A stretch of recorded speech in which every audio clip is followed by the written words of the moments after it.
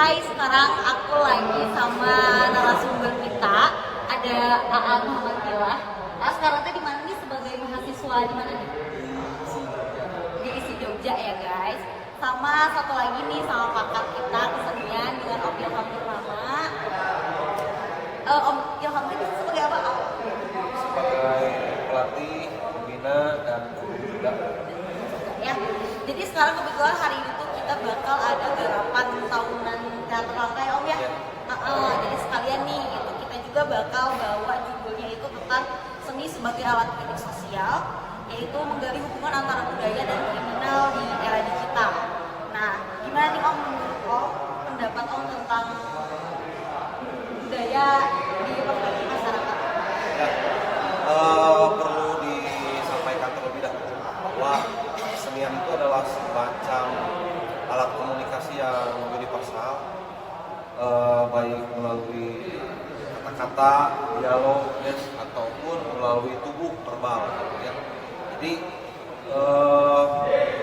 bagi masyarakat yang memang mempunyai keterbatasan masih bisa menerima bagaimana kesenian itu adalah penyampai pesan apa yang seniman itu atau orang itu sampaikan. Nah, berkaitan dengan judul kesenian adalah sebagai alat komunikasi atau alat untuk mengkritik, mengkritik sebuah kejadian atau sebuah kasus terhadap apa yang sedang terjadi. Memang kesenian itu adalah alat atau perantara yang paling santun sebetulnya. Tanpa berkelahi, tanpa berteriak, tanpa ekspresi yang berlebihan, tapi melalui karya yang kita buat, ya, melalui sanggar, melalui perorangan, itu saya kira dengan cara-cara santun seperti itu, orang yang kita kritik itu justru akan lebih sadar dibanding dengan turun ke jalan atau hal-hal yang memang sampai merusak fasilitas gitu. Dengan kesenian memang jadi salah satu, kalau menurut saya menjadi salah satu yang paling efektif gitu untuk mengkritik atau mencurahkan aspirasi, inspirasi yang sebetulnya ini melenceng gitu. Dengan kesenian lah sesuai dengan garapannya, konteksnya, pendekatannya, penelitiannya, terus pendekatan terhadap sumber-sumber yang ada gitu dikemas dalam sebuah kesenian, itu menjadi cara efektif meskipun terbatas dalam gedung, terbatas dalam tempat yang memang ruang lingkupnya lebih terbatas gitu. Tapi ya itulah kenapa alasannya memang kesenian itu menjadi cara yang paling efektif. Nah, terus ketika kita berbicara tentang budaya itu sebetulnya semacam kebiasaan yang memang sering dilakukan. Itu mungkin bukan istilah artis secara umum gitu kan, karena kebudayaan itu pasti ya kita pada tahu di Cicalengka ada kebudayaan apa, kebiasaan apa gitu, di daerah mana, di Bandung, di Jakarta pasti memiliki kebudayaannya masing-masing.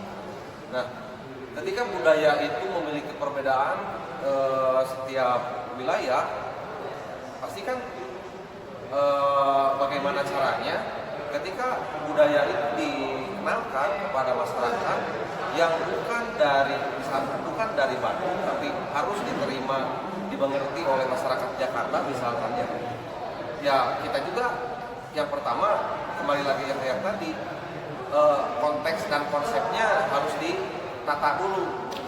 Targetnya kita mau memunculkan apa gitu. Nah, ketika budaya itu sudah dibuat, ketika budaya itu sudah dikonsep, barulah di situ muncul bagaimana caranya penyebaran budaya yang saya maksud itu supaya cepat diakses oleh masyarakat. Nah, dengan kehadiran digitalisasi inilah yang memang harus kita juga sebagai anak muda khususnya harus bisa memanfaatkan digitalisasi yang memang sekarang sedang terjadi atau sedang maju, yang disebut dengan teknologi, gitu ya. Ketika budaya dan teknologi itu disatukan, disatupadankan, itu menjadi semacam cara yang lebih efektif lagi gitu. Bukan jangan sih sebetulnya. Kalau misalkan kita, kalau ada istilahnya pakem gitu ya, pakem terhadap apa namanya, kayak kalau misalkan main wayang teh kudu kieu, tekona kieu, jangan sampai dirubah. Misalkan main longser ya, yang sedang saya garap ini, temenang pakai lampu karena dulu itu penerangannya pakai boncor, dengan adanya boncor gitu. Nah, dengan cara-cara seperti itu dan tidak dipublikasikan melalui digital, mungkin itu akan lambat gitu. Kalau misalkan di kita itu Bandung itu punya longser gitu. Nah, makanya dengan adanya digital yang semakin canggih, dengan adanya media-media yang semakin mudah diakses oleh masyarakat, ya kita juga harus mengikuti perkembangan teknologi. Misalkan ya minimal lah tahu gitu mengakses YouTube itu kayak gimana, untuk menguploadnya atau untuk membuat hashtag, membuat judul. Ya mungkin itu menjadi semacam apa namanya, ya perpaduan antara seniman dan media, supaya apa yang kita kritisi, apa yang kita aspirasikan, atau apa yang kita mau bisa sampai ke masyarakat yang lebih luas. Mungkin saja ya di kota-kota besar juga gitu. Nah kalau misalkan dulu itu ketika saya berguru di teater payung hitam, kebetulan di teater payung hitam itu adalah semacam komunitas teater tanpa dialog, verbal, jadi melalui tubuh. Nah kenapa ada teater tubuh? Karena memang ya beliau juga meyakini bahwa teater tubuh itu adalah teater yang paling bisa dimengerti oleh semua orang. Kenapa teater tubuh juga bisa laris di Eropa gitu? Karena waktu itu sempat saya juga, ya kalau sampai ke luar negeri mah enggak sih, tapi saya di beberapa kota besar, di Jakarta, di Jogja, di Salihara, khususnya ada beberapa kali pentas di sana, dan yang nontonnya itu orang-orang dari Finlandia, Brazil, Nederland, dari Belanda. Mereka bisa menangkap gitu, ternyata bahasa tubuh kita melalui konsep garap dari penyutradaraan itu sampai ke mereka ketika diajak diskusi. Nah, balik lagi ke yang tadi, ketika memang si penggarapnya sudah paham akan konteks yang akan disampaikan ke masyarakat, baik itu orang luar negeri yang tidak paham bahasa Sunda, bahasa Indonesia, atau tidak bisa mencerna gitu, tapi melalui tubuhnya itu bisa melihat, oh ini arahnya ke sini, oh ini mengkritik ini, gitu. Seperti itu lah. Berarti setuju ya Om ya, kalau misalkan kesenian itu menjadi alat kritisi yang efisien ya, sekarang ya, yang bakal mudah diterima sama orang, karena kan ini bentuknya kesenian itu bebas ya. Secara konektivitas dan kecepatan penggarap dan penyampaiannya juga, ketika kesenian, budaya, dan digitalisasi sudah menyatu, memang itu menjadi semacam senjata yang paling ampuh untuk kita beraspirasi, mengkritisi sesuatu yang memang itu menyimpang. Betul. Nah, kalau kita minta pendapatnya nih dari Apilah ya, sebagai anak muda, gimana nih, apa sih pengaruh media sosial sama budaya kita? Mungkin pengaruh dari dampak positifnya dulu ya, sebagai kita kalangan muda kali ya. Betul. Dampak positifnya mungkin dapat memudahkan mencari berbagai informasi maupun peluang pekerjaan pun kan sekarang banyak ya di aplikasi-aplikasi ya. Udah terdapat tuh kayak contohnya LinkedIn ya, ada LinkedIn. Nah itu LinkedIn. Kalau bahasa sudah saya LinkedIn. Boleh. Kayak gitulah contoh-contoh dampak positifnya ya, banyak banget mencari yang, maksudnya mencari yang tidak tahu secara kita tidak sadari ya, maksudnya kata-kata apapun lah udah gampang sekarang mah. Iya, siap. Mungkin cara dampak negatifnya ya marak-maraknya sekarang kan cyberbullying ya. Cyberbullying itu apalagi, terus marak-marak penggunaan media sosial tuh sekarang kita membawa sesuatu topik aja di TikTok yang lagi viral gitu ya, yang kayak mengemis kayak begitu. Sementara apa ya, maksudnya masih banyak lah peluang pekerjaan yang bisa dia iniin tanpa merugikan dirinya sendiri, tanpa mempermalukan dirinya sendiri di media sosial tersebut ya. Karena ingin di give, terus dia melakukan suatu challenge ya yang apapun itu merugikan diri sendirinya. Ya seperti itulah mungkin dampak media sosial dan positif dan negatifnya di kalangan anak muda yang saya rasakan saat ini. Berarti sebetulnya memang bagus ya dunia seni itu sekarang teh, apalagi di industri kreatif banyak banget peluang pekerjaannya ya, kayak konten kreator kayak gitu ya.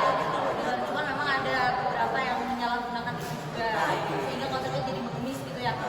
Oke, tapi berarti setuju ya kalau budaya itu sekarang sama media sosial itu sebenarnya ada banyak banget gitu ya positifnya. Cuman memang kita nggak bisa hindari negatifnya juga ya. Kesalahan. Nih, balik lagi nih. Berarti kalau di teater langka sendiri ya, itu tuh berarti seni budaya itu sekarang udah bisa ini yang mengurangi kriminalitas anak remaja sekarang ya, Om ya? Iya. Jadi memang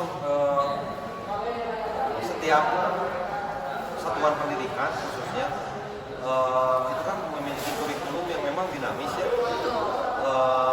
Di samping dari kebijakan kementerian yang memang selalu berubah karena mungkin saja ada pengaruh dari pejabatnya yang ganti gitu ya.